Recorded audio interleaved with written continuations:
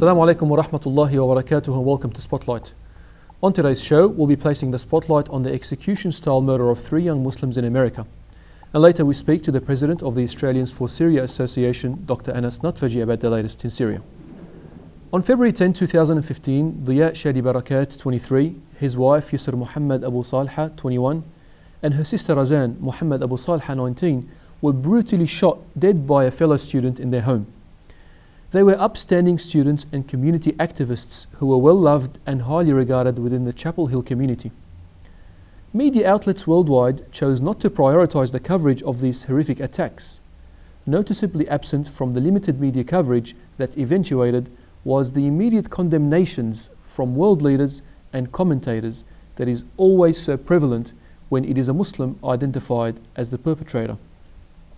Furthermore, local outlets such as Channel 9 and the Sydney Morning Herald chose to focus on the online outrage that surfaced regarding the lack of media coverage rather than covering the tragic incident itself.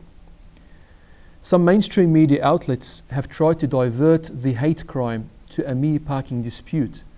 Some even lowered to the sickening level of mocking the tragic loss of life by running a story on how to find a parking spot.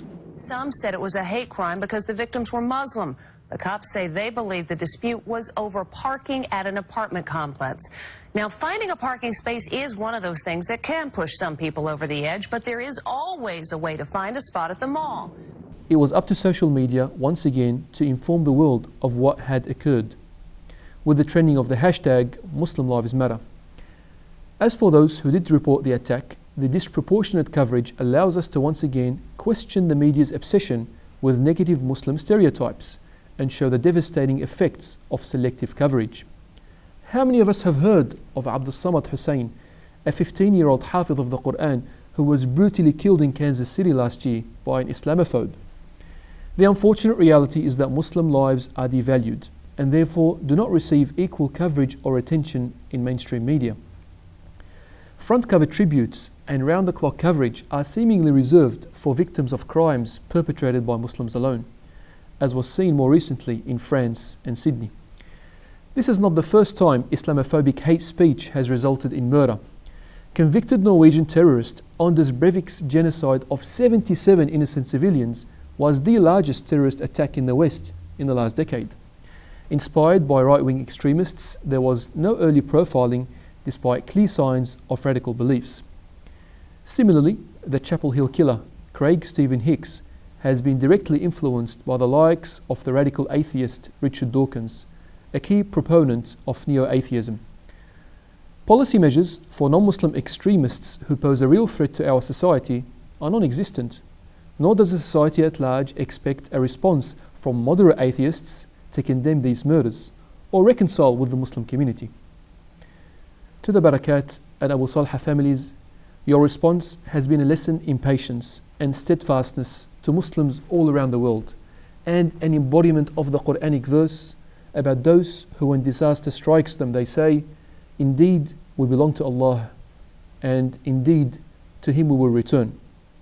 Your efforts in raising 3 bright souls has not gone in vain. Their hearts contained immense love for humanity, especially those in most need. We trust in Allah that their concern for humanity and human life will be ignited in others that have been inspired by their life. The beloved Messenger, peace be upon him, gave glad tidings to those who inspired others to perform good deeds, for they will receive the equivalent reward of those inspired. We ask Allah to accept the souls of His servants, Diya Barakat, Yusra and Razan Abu Salha, into the highest levels of paradise and reward their families abundantly for their patience. In the same way that our prayers and thoughts go out to the victims in America, we also hold dear to our hearts our brothers and sisters in Syria who've had to endure years of hardship. As the uprising against the tyrant ruler Bashar al-Assad marks its 4th anniversary, the war in Syria is still an unresolved crisis, with some of the worst war crimes in history being exposed. Over 200,000 people have been killed and tens of thousands have been imprisoned and tortured. There are over 3 million refugees and a third of Syria's population is internally displaced. Many civilians have been injured, and those who remain in Syria are living in fear with the constant sounds of explosions, fighter jets, and the uncertainty of when this will all end. A US envoy recently described the catastrophe in Syria as the most serious humanitarian crisis in the world since the Second World War. Media attention has been very focused on IS since the inception of the group. However, the atrocities committed by Bashar, which are brutal and indiscriminate in nature, receive no coverage by Western media in comparison. The BBC recently probed Bashar al-Assad in an exclusive interview. Assad's attempt to discuss politics as a leader and his denial of his failed state was quite farcical. He lacked empathy and regret, while laughing off many of the serious questions posed to him.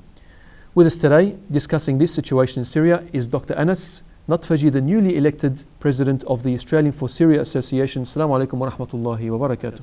Alaikum salam wa rahmatullahi wa barakatuh. Dr. Anas, we've seen Bashar on the recent interview with BBC denying the dropping of barrel bombs indiscriminately on Syrians. However, just last week there was the attack in Douma that killed nearly 200 people. What are some of the updates that you may have on the situation at the moment in Syria? Unfortunately, the update is still the ongoing atrocities and killing which is happening on a daily basis. Just in Douma, for example, over the last few days, the casualty toll exceeded a couple of hundreds using the same weapons which Bashar was denying. It's well documented by the activists on the ground. It's well documented by movies which you can find on YouTube and anywhere else. It's very sad, but the reality is the Syrian people has been in the slaughter for the last 4 years. And it's very sad, the situation that the Syrian people are in, and the fact that it's gone on for so long, such a long time. As the newly elected president for the Australian for Syrian Association, what's your plans? The plans is to concentrate more on the initial effort which started more than 2 years ago by the previous team. It's mostly the effort of relieving and trying to take some of the suffering from the Syrian people mostly inside Syria itself, and to some extent in the refugees camps in Lebanon and Turkey. The plan is to communicate more and engage more with the Australian community, who has been very supportive over the last 2 years, but we would like this to keep going and also get more and more. So many people have been displaced, so many Syrians have had to leave their home, even some people are internally displaced in Syria, as we've previously mentioned. What's your analysis of the number of Syrian refugees currently in Australia? Malaz, half of my family is displaced outside Syria, and some of the left are also, as you've said, displaced inside. Unfortunately, the exact numbers are not available, but we know full well that the number of people displaced from their homes has exceeded the 10 million. The casualties documented is most likely more than 250,000, and there's 500,000 who are permanently injured. It's very sad, tremendous, huge numbers of victims. How many Syrians are actually refugees in Australia at the moment due to this crisis? I don't have exact numbers or exact figures. I know during my job I've actually seen a couple of families who just arrived in Syria and needed some consultation in my own private rooms. The number of refugees ending up in Australia is still quite small and limited, and it's mostly for people who already have family here who managed to get them to Australia. How does the current Australian law hinder your work aiding the Syrian people as part of the association? The law is has not changed, but I think there was recently a little bit more concerns about the transparency of the process of providing aid to Syria for reasons we all know, concerns about the money and the aid going in the wrong hands. We still trying to be as transparent as we can. We're not hiding anything. Our work is purely for relief and humanitarian aid.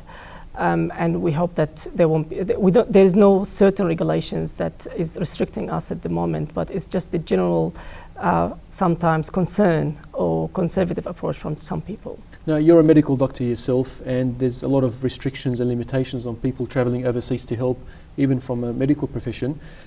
Australians have, there's a lot of scrutiny on funds being transferred overseas for financial assistance of Syrians that are in need. How can Australians help? I think the best way is to identify what the very well established channels of help, very well recognized nationally, internationally, I would say. If you're putting your money to help, you need to know where you're putting it, and you need to know where it's going. The limitations we have as an organization is we try our best to provide all the documentation for where the money is, but there's also limitation on the ground because we're mostly working with refugees who are displaced internally, where they're out of the control from the Syrian regime. Sometimes they can be limited in how much documentation they can give us back. But I think our credibility has grown internally, and hopefully it will grow here. And so far we've been successful in quite a few projects, and we're trying to work harder on larger projects. The UN has recently put in 16 requests for aid convoys to East Damascus. All of them have been unsuccessful. How difficult is it for your organization to actually help Syrians in the conflict area? The difficulty is, as you've mentioned in your question, some of the aid needs to be supervised or approved by the existing regime, which makes things very hard. And for a community organization like ourselves, this is close to impossible. Our channels are mostly the channels which started and established after the crisis and the revolution itself. There's no real big restrictions that we need to ask for new regulations or anything like that, but it's just the ongoing struggle to be able to communicate well with the activists on the ground and ensure appropriate distribution. Do you have any message for the Australian Muslims that are sincerely concerned about the plight of the Syrian people? Yeah, the crisis is still there. People are still dying on a daily basis. The need is growing more and more. There's families and children who are growing now in the crisis itself. Lots of them have no education, no schools. The need is growing bigger and bigger, and the need for the effort is still there. So we're counting and we're hoping that this effort will keep going and will expand. Dr. Anas Natfaji, thank you for being with us. There you have it, brothers and sisters. The Syrian crisis is not over, and it's not likely to be over very soon. So let us keep our brothers and sisters in Syria in our prayers. If there's a story that you'd like us to run, send us an email on spotlight@onepathnetwork.com and follow us on Facebook. Thank you for watching. Until next time, Assalamu alaikum wa rahmatullahi wa barakatuh.